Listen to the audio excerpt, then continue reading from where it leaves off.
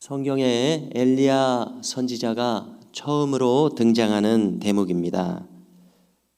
엘리야 선지자의 대적은 아합 왕과 이세벨 황후였습니다.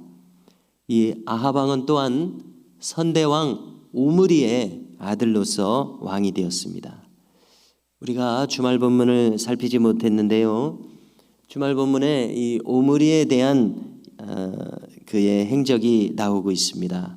그는 이전의 모든 북왕국의 왕들보다도 더욱 악한 길로 행한 왕이었다, 이렇게 말합니다.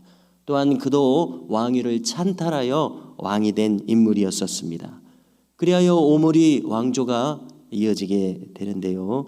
여기 아합은 그의 아들이었던 것입니다. 그런데 우리가 앞선 본문을 보면은 이 아합 왕은 오므리보다도 더 악하게 행하였다, 이렇게 기록되고 있습니다.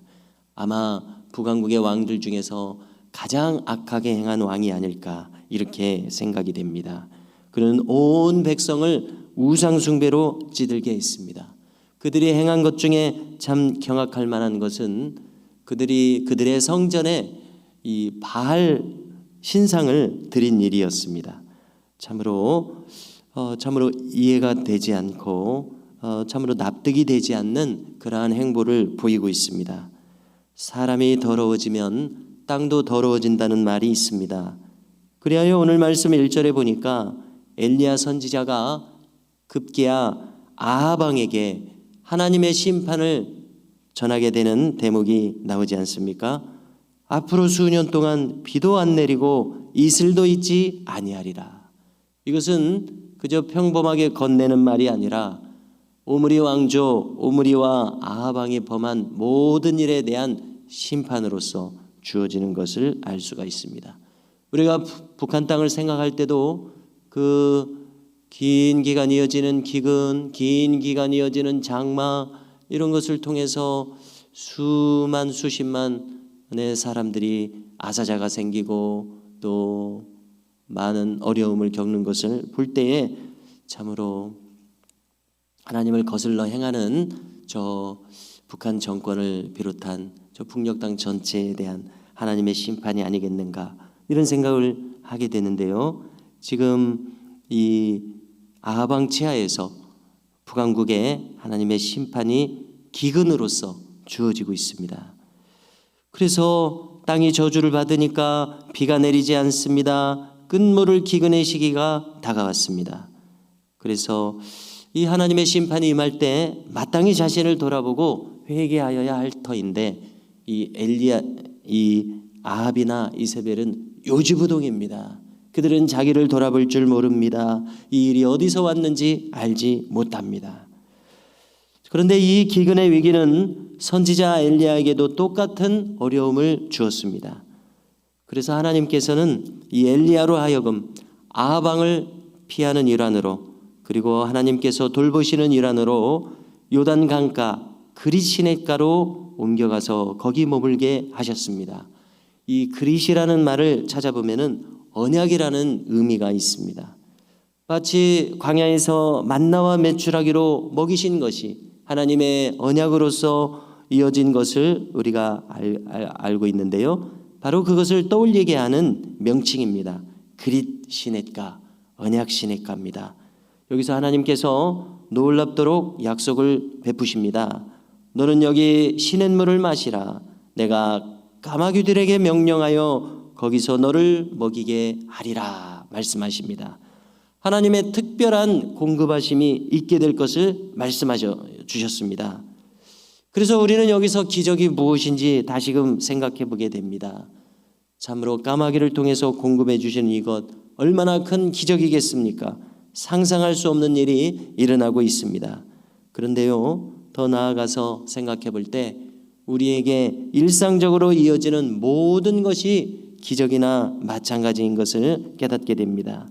먼저 이렇게 새로운 하루를 맞이하는 것, 숨을 쉬는 것부터 해서 마시는 물과 공기, 또 하루를 부여받은 이것도 기적이고, 때로 건강한 것도 기적이며, 이렇게 일상적인 것들이 다 기적일 수 있는 것은 이 모든 것이 하나님께서 허락하셔야지만 가능한 일들이기 때문에 그렇습니다.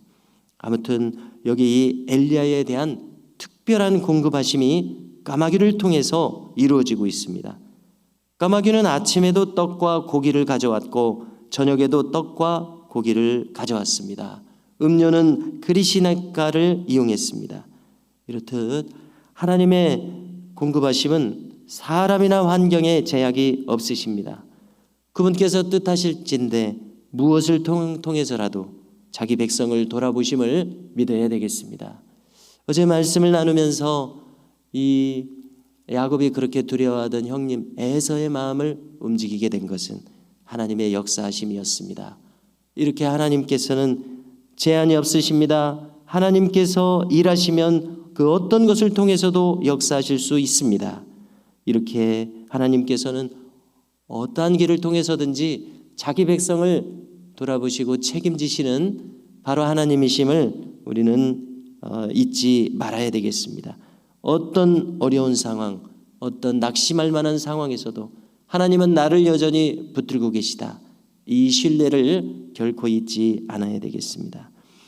자, 그런데 오늘 말씀을 보니까요, 기근이 점점 깊어감에 따라서 결국은 이 그리시네가도 마르고 말았습니다. 엘리야 선지자도 이 고통을, 기근의 고통을 함께 경험할 수밖에 없는 상황이 되고 말았습니다.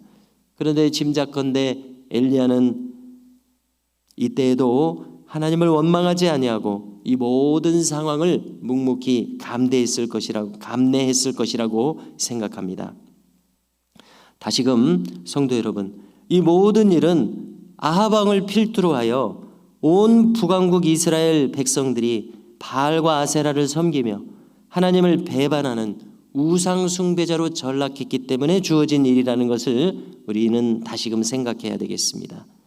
어떻게 감히 시돈 사람의 우상 바알을 그들의 성전 안까지, 그들의 가장 중심부까지 드릴 수 있겠습니까? 바알 숭배자와 결혼할 수 있겠습니까? 참으로 이해가 가지 않습니다. 대대로 이어지는 하나님에 대한 배반의 역사입니다.